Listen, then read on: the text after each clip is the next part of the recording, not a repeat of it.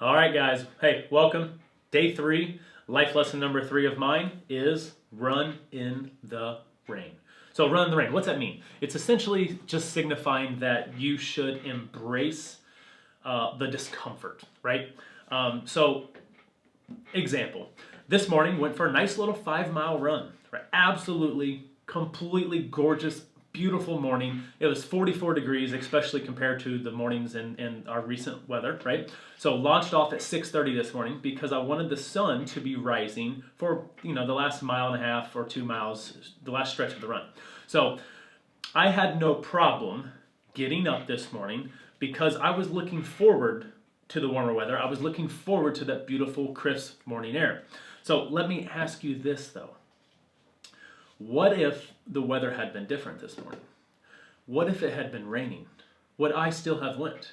Would you have still went out even though it was raining, right? So imagine you wake up to the sound of rain and you look outside. Yep, confirm it's raining. Sure enough. And the bed, of course, at that moment, the bed's calling you back. It's warm in there, so it's calling you back to climb back in bed. Because honestly, who wants to run in the rain? Like, you don't want to run in the rain.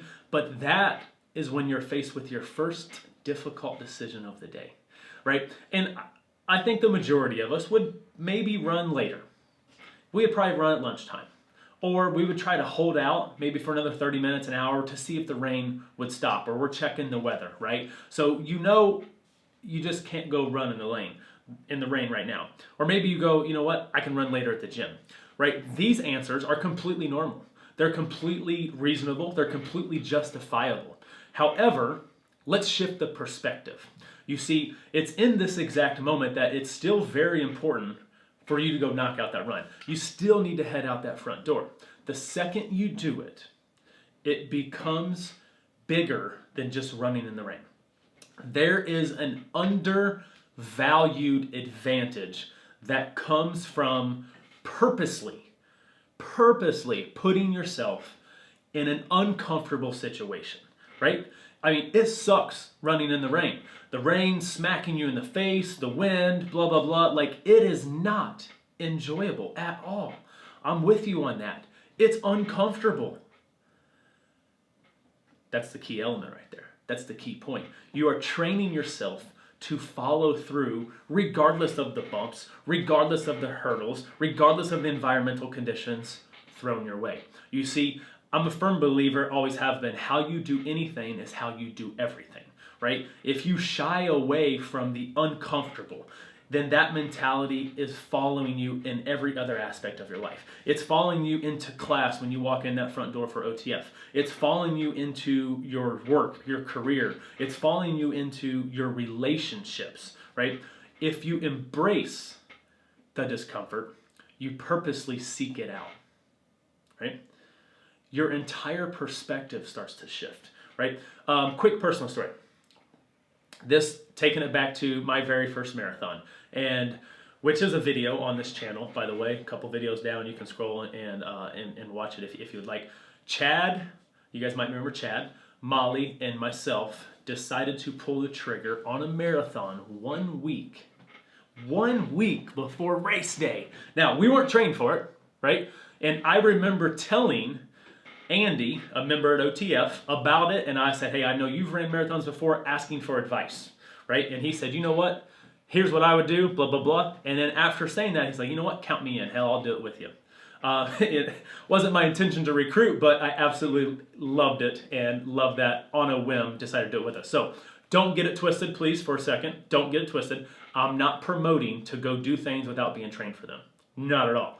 That's a very good way, a certain way to get injured, right? Personally, it had been a long time since something really made me super uncomfortable. It had been a long time since I had been broken down, right? And that's what I was, that's what I was going for. I went into the run wanting to do that. So sure enough, it did.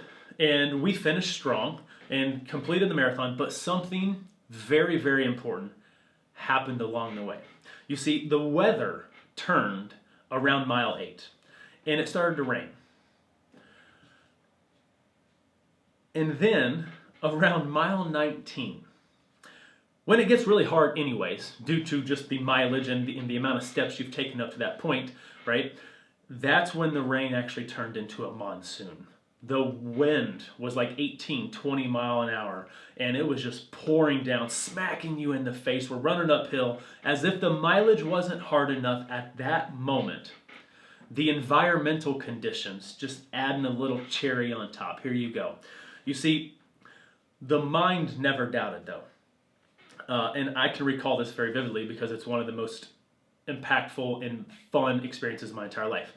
Because we had embraced the uncomfortable feeling before, right? When there wasn't a crowd of people, when there wasn't an event, when there was no medal, when people were not cheering, we willingly still went out on those mornings that we were going to run out that front door, even on days that it was raining, right? You see, it's a mindset that you need to get to. And you'll start to see yourself as someone who embraces adversity. So, enough of that. I'll close in asking, at the end of the day, take a step back. Is it really just a run in the rain? Or is it more than that? See you guys day 4. Let's go.